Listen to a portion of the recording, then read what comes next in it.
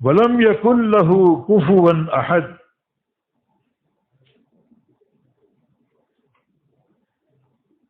اور نہیں ہے لہو اس کا کفوا ہم سر یا ہم مثل، احد کوئی بھی۔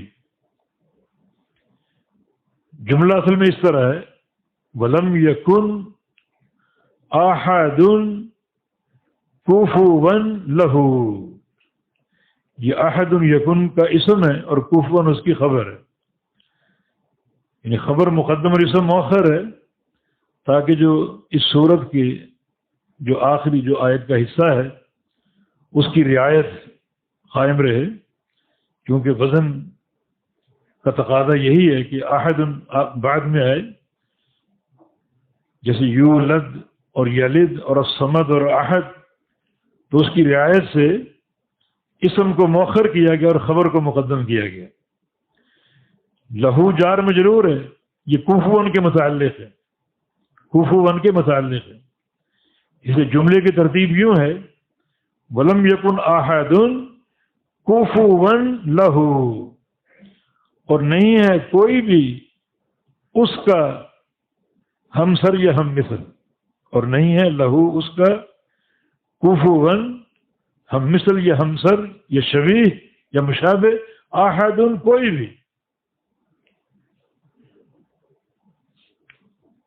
لیس کمثلہ شیء، اللہ تعالیٰ کا فرمان اس جیسی کوئی چیز نہیں، وہ تشبیہ سے پاک ہے، تو اس کی یہ ساری مخلوق ہے اور اس میں کوئی اس کا ہمسر نہیں ہے اور کوئی اس کا مشابہ نہیں ہے۔ یہ صورت چھوٹی سی بڑے عظیم معتقدات پر مشتمل ہے، اس لیے اس کا بڑا اجر اور ثواب مذکور ہے۔ اس میں اس بات بھی ہے اور نفی بھی ہے۔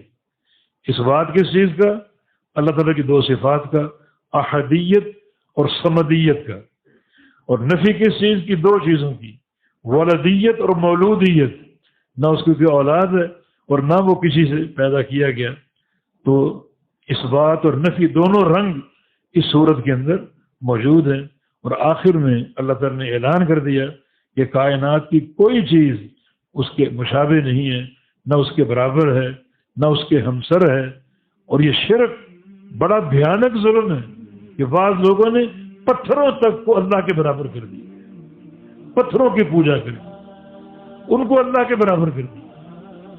بعض لوگوں نے انسانوں کو، زندوں کو، مردوں کو اللہ کے برابر کر دیا۔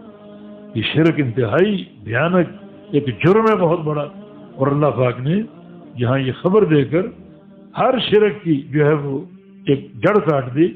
ولم یکن لہ کفوا احد، اور کوئی نہیں اس کا ہمسر یا ہم مثل۔